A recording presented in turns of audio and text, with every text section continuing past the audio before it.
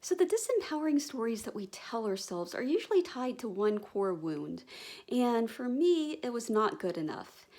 And these stories, or rather, not the stories themselves, but our identification with the stories, can manifest in our lives in a variety of ways, including emotional breakdowns, draining mental loops, constant triggers, issues with relationships, with career, with business. And the things about these loops is that they really kind of reinforce each other. And it's not even really a matter of the chicken or the egg. And so, for instance, the feeling of not good enough may lead you to not take certain opportunities in your business because you're afraid that you'll be rejected. Or let's say you do take an action, let's say you do put an offer out there and nobody buys the offer on the first day. And so then this reinforces that story of not good enough. And then you go on this long quest trying to find all these ways to fix the story, or if you haven't even located it to one core wound or one story, it might manifest as a variety of things like, oh, I have to work on my self-confidence, or I need to work on my communication skills, or I need to work on setting boundaries. And really, it just creates this endless list and this endless list of problems that you need to go about solving. And at least I found from my own experience that yes, I may experience some temporary relief with some of these quick fixes, but I just found that in the long run, the new loop never really ended because it was arising from this misperception. And that core misperception is that we were ever separate from source. And so when we're operating from the separate self, we perceive ourselves to be in a cold, chaotic, random world. And to gain a sense of control and a sense of safety, we then try and apply all these different ways to make meaning out of this world. And we come up with all these different signs and signifiers. And so, for instance, we might create all these systems and labels. So we might say that if a person or if a lot of people want to date me, or a lot of people want to purchase my offers, or all the big companies are competing with each other to hire me, then that means that I am valuable. That means that I am worthy. And then if these things are not taking place, then that means I am not valuable. And so we come up with all these different interpretations. And when you really stop to think about it, you can start to see that really there's no causality there.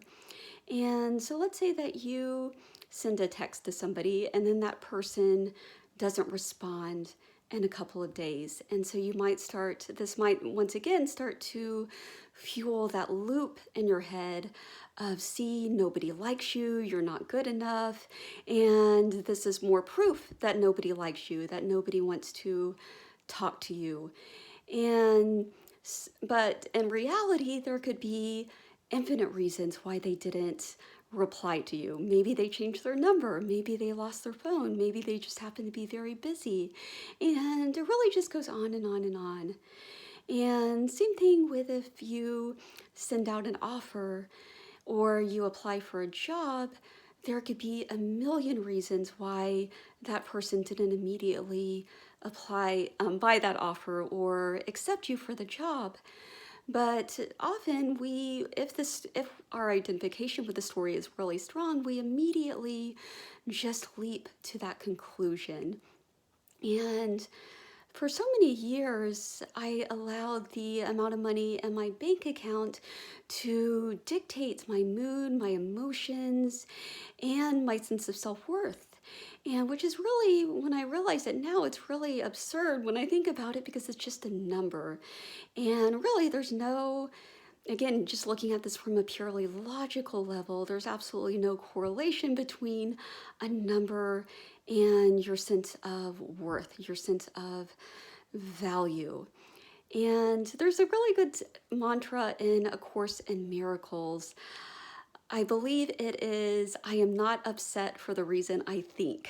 And and so we could say that anytime that we feel upset about something, we try and apply this meaning to it. Like, oh, nobody likes me, or oh, this person is being mean to me today. But really, it all just traces back to that core separation and that core misperception that you were ever separate from Source to begin with. And so, going back to the whole idea of this being sort of this loop, and it doesn't even really matter, again, the causality doesn't really matter. And it doesn't even really matter if these disempowering stories seem to be coming from other people or if they're just thoughts that you're saying to yourself, thoughts that are popping up in your mind. Because it's all just a theater, it's all just a play, a drama that you're playing out. And in this case, in my case, the drama, the play could be called Not Good Enough. And so, and to really kind of see this again from a logical perspective, somebody might tell you what on the surface just seems to be like a completely innocuous comment. They might say, oh, you look really nice today. And you might immediately leap to the conclusion like, oh, does that mean I look like crap on other days? and and so we can see again that there's no causality. It's all just coming from this this misperception. It's coming from our identification with the story. But the good news is that the loop ends with you.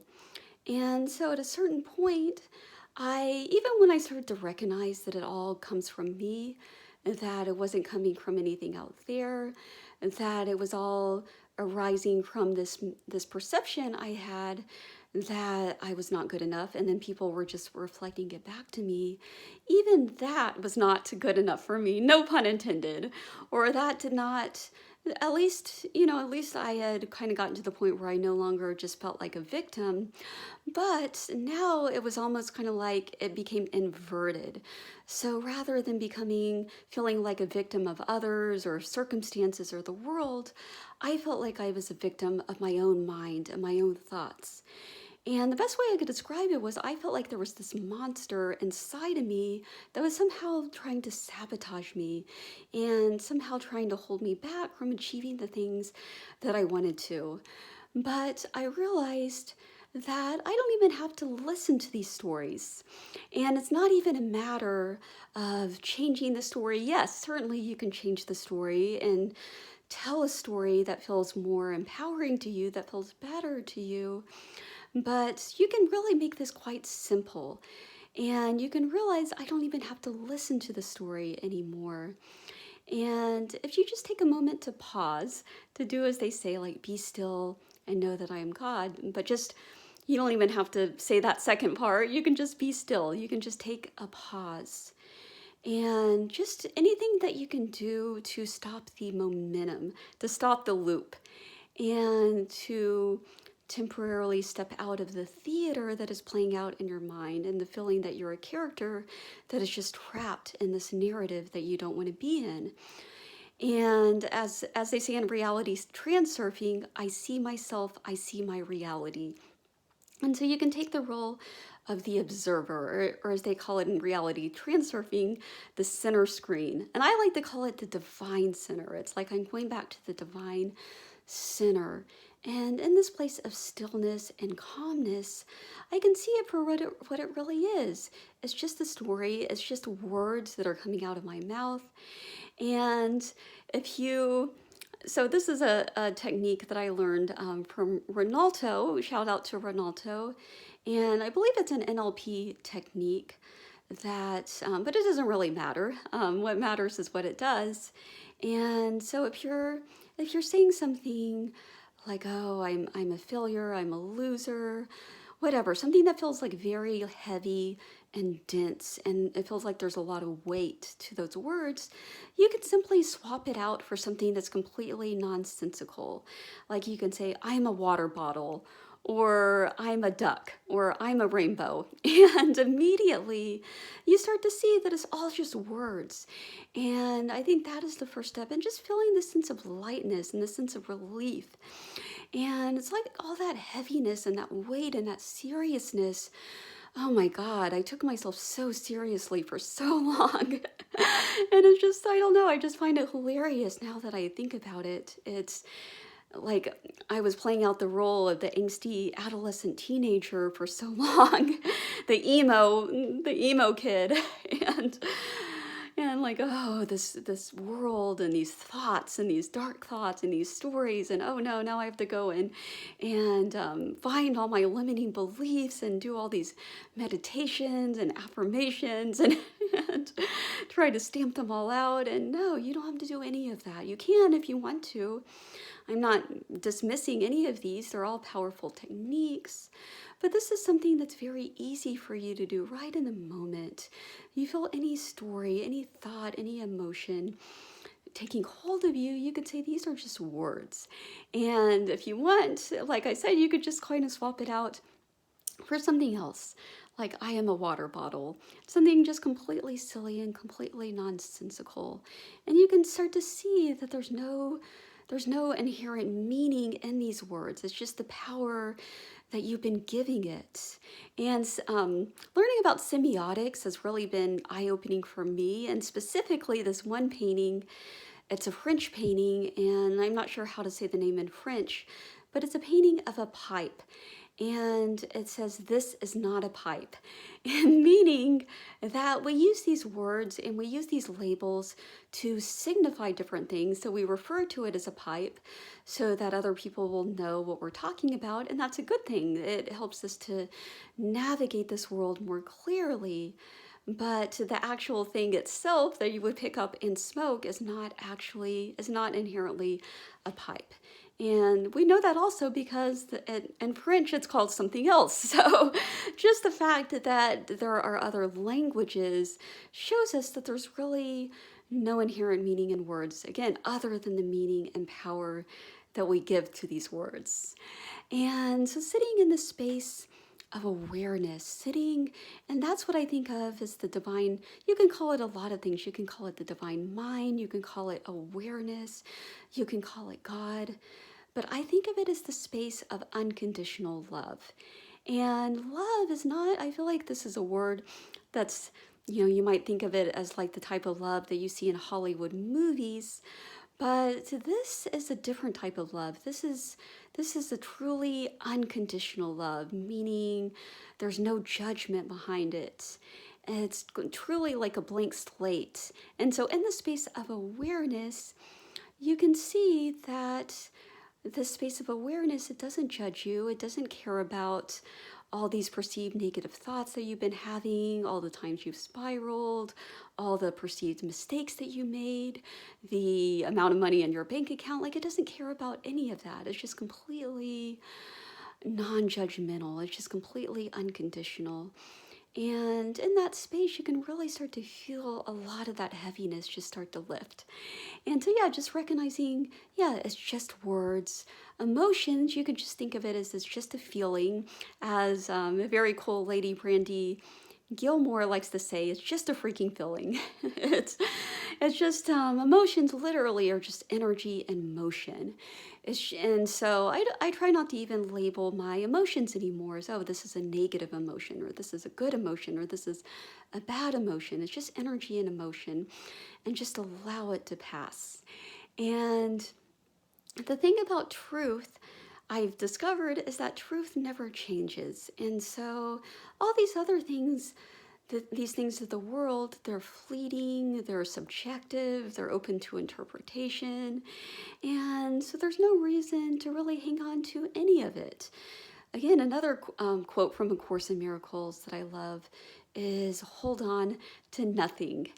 And so when you hold on to nothing and just allow it to pass, you can rest in that awareness that never changes, because the screen of space the image, you may have heard this before, that the things of the world, the forms, whether it's thoughts and feelings, whether it's seemingly physical things, material things, all of that changes, but the awareness behind the screen never changes.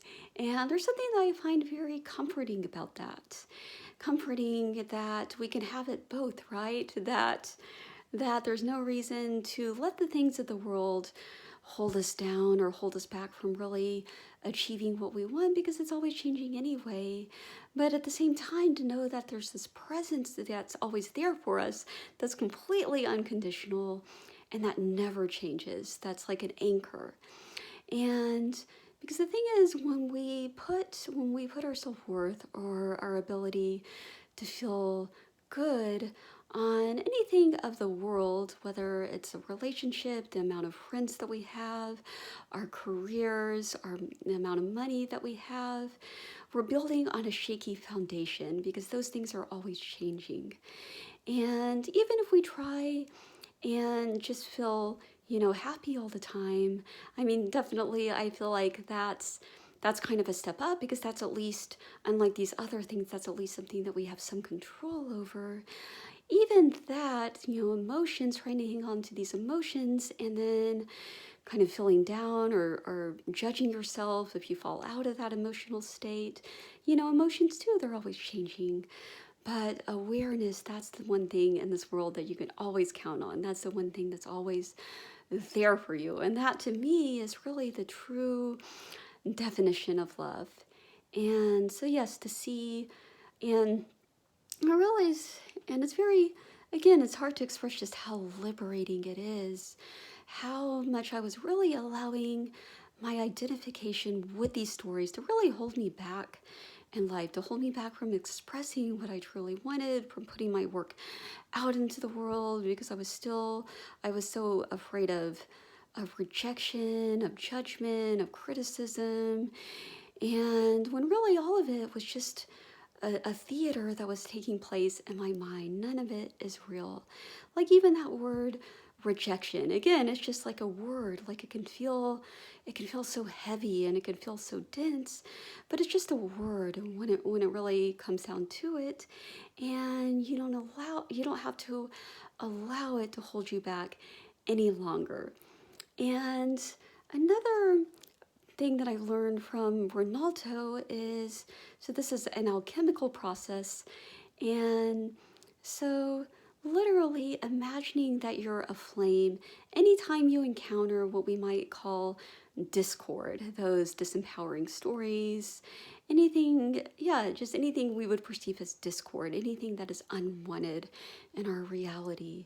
And we can say, why am I the flame of divine love that instantly and eternally dissolves everything unlike itself?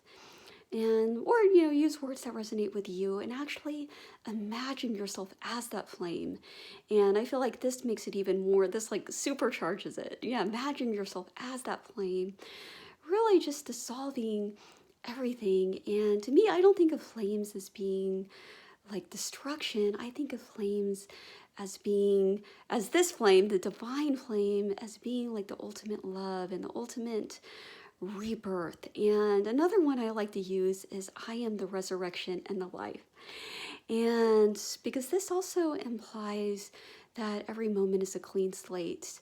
And it's really kind of, for me, it's really kind of helped me to stop carrying that past baggage, those painful memories that I kept just dragging with me from moment to moment, and then projecting it into my future, expecting the future, the perceived future, because it's really all just happening now, but expecting it just to be exactly the same.